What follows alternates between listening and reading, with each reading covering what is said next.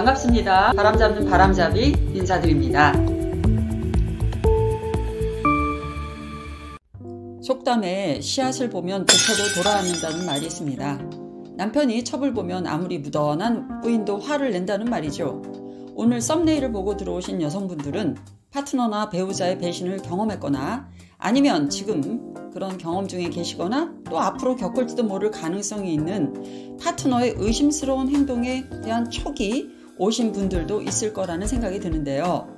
파트너나 배우자가 자기 몰래 바람과 외도의 길을 가는 것을 알게 되었을 때 여러분들은 어떤 반응을 보이셨고 보이고 계시며 앞으로 혹시 그런 일이 있으면 보이실 것인가요? 상대가 바람을 피운 걸 알게 되었을 때 다양한 리액션이 있겠죠? 성격에 따라 아니면 인생의 상처의 정도에 따라 과거의 경험 등에 따라 상대방의 바람에 대한 처리 방법이 달라질 텐데요. 성격이 불같은 사람들은 당장의 끝을 봐야 하겠죠? 난생 처음 그런 일을 겪는다면 충격도 매우 크겠지만 또 여러 번 과거 경력이 있는 파트너가 또 바람을 피웠다면 그와 다른 리액션이 나올 수도 있겠죠? 오늘 이러한 여성들의 반응들을 정리하면서 바람잡이가 바람 한번 잡아 보겠습니다. 첫째로 극처단형이 있습니다.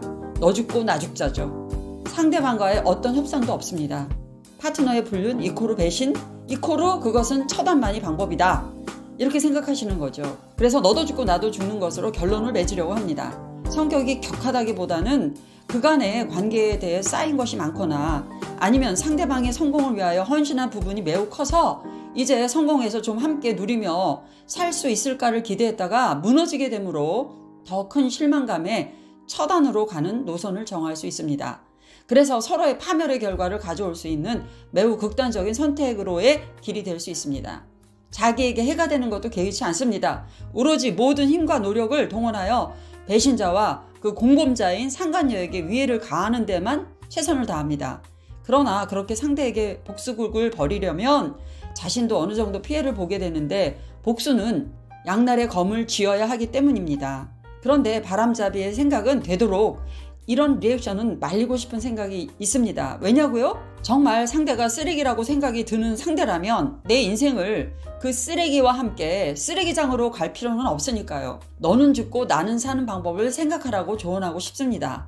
두 번째, 단칼령입니다. 안 돼! 끝내! 뭐 이런 거죠.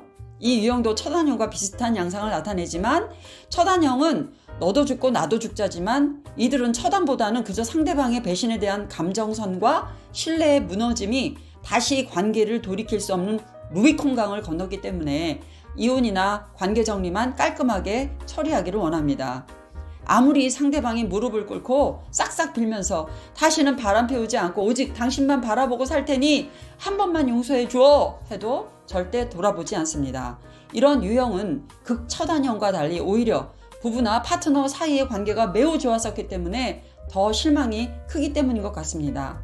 산이 높으면 골이 깊듯이 신뢰가 클수록 배신의 강도도 클 수밖에 없겠죠? 아싸라지만 매우 냉정합니다. 이런 유형들은 자존감과 독립심이 강한 것 같습니다. 세 번째, 계산형. 최대한 내 몫은 챙겨야지. 이런 유형입니다. 관계의 정리를 하되 한 몫을 챙기기를 원하는 유형입니다. 매우 현명하고 똑똑하기까지 한 것 같습니다. 이왕 이렇게 나를 배신 때린 사람과 함께 그 깨진 그릇을 붙여서 살기는 싫다. 그렇지만 상대방에게 받아낼 수 있는 것이 있다면 뭐든 다 내 거로 찜해서 최대한 내 것을 챙기겠다. 그리고 최대한 자신이 유리한 상황을 선점하려고 합니다. 계산적이지만 배신한 그 상대가 경제적인 여유만 있다면 오히려 깔끔하게 처리될 수 있습니다. 하지만 문제는 배신한 그 X가 내 계산대로 움직이지 않고 그 X의 계산기가 더 빠르게 돌아간다면 사실 그를 상대하기가 쉽지는 않겠죠? 법적 위자료는 상한선이 정해져 있고 재산 분할도 상황에 따라 오래 걸릴 수도 있으니 이 유형의 길을 가고자 하시면 더 계산기를 잘 두드리고 빠르게 계산해 보시길 바랍니다. 네 번째는 안 헤어져형입니다. 누구 좋으라고 헤어져? 뭐 이런 거죠. 이 유형은 자신도 이미 상대방에게 대한 미련 없지만 헤어지면 지금 불륜 상간녀와 잘 살 것 같은 생각이 들고 또 자녀들이 있다면 자녀들의 미래도 생각해서 안 헤어지지만 상대방과의 관계를 개선하기 위해서는 절대 아니죠. 관계를 유지하고자 하는 이유의 80% 이상은 누구 좋으라고 헤어지는가 이런 거죠. 절대 내 눈에 흙 들어가기 전에는 그 X와 그 X가 자유롭게 걸림없이 살게 되는 것 못 본다는 취지에서 자신도 그다지 상대와 살고 싶지 않지만 그렇게 길을 정하고 가는 유형입니다. 이런 유형분들은 뚝심이 장난이 아닙니다. 그야말로 마음속에 돌덩이 하나 넣고도 꿋꿋하게 견디는 멘탈 갑 언니들이죠. 의외로 이런 유형들이 주위에 꽤나 많은 것 같습니다. 5번째는 우유부단형입니다. 결정장애인 듯 아닌 듯한 형입니다. 이 유형은 매일매일 그 결정이 달라지는 유형입니다. 오늘은 처단형, 내일은 계산형, 또 다음 날은 안 헤어져형, 내 마음 나도 몰라 유형입니다.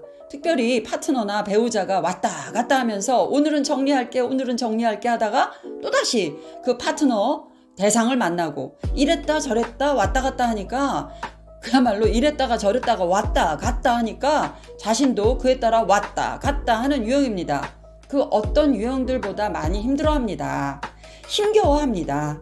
그래도 파트너에게 희망을 버리지 않고 잘 견디다가도 욱 하면서 극처단 또는 단칼로 유형을 바꾸기도 합니다. 하지만 이런 유형들은 결정에 대한 신중함도 있지만 결정하면 모든 것이 끝난다는 생각을 하면서 관계에 대한 미련과 회복이 되길 기대하기 때문에 이렇게 우유부단형이 되어버리는 것입니다. 그러나 이들도 언젠가는 단칼로 결정을 내릴 수도 있겠지요. 견디다 못해서요.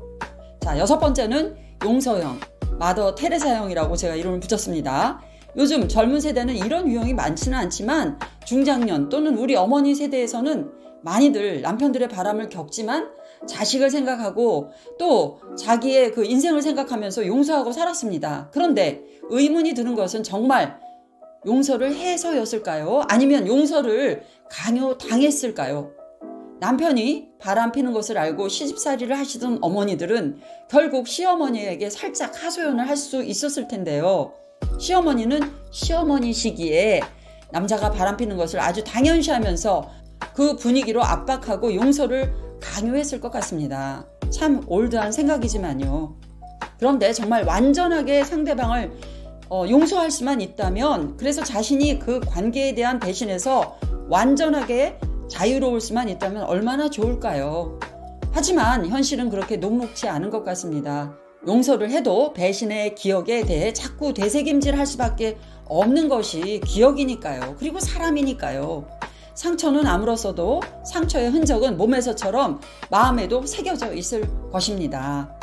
마지막 7번째는 못 헤어져 형입니다. 아직도 그대는 내 사랑 유형입니다. 겉으로는 그냥 관계를 유지하고 싶은 마음을 표현합니다. 그래서 유지형인가? 이렇게 생각했지만 관계 유지를 원하는 마음 깊은 곳에는 배신을 한 그 배우자나 파트너를 아직도 사랑하는 마음이 있는 거죠. 사랑이란 감정이 묘해서 아무리 상대가 다른 상대와의 이탈적 관계를 가졌다 해도 그를 향한 사랑이라는 달리는 열차를 멈추기는 어려운 거죠.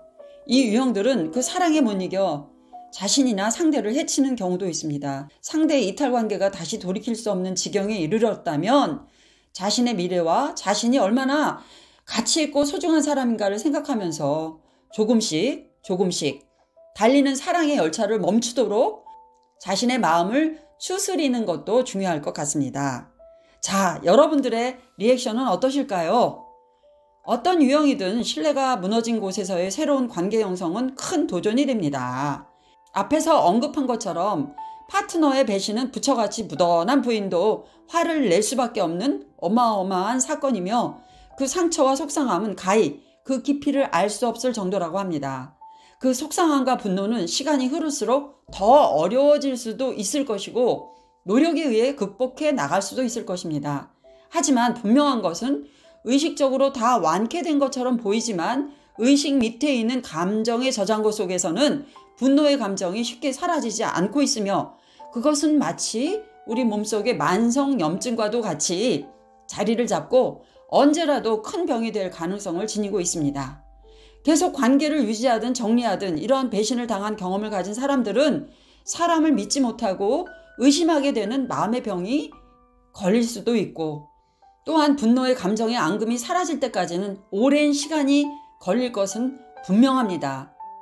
그러나 이 어둠의 터널과 같은 시간도 지나가게 될 것이라는 것을 저는 믿습니다.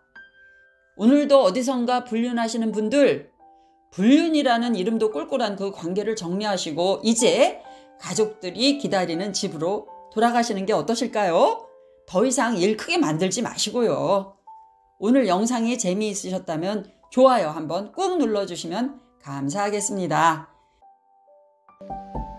여러분 또 만나요. 안녕.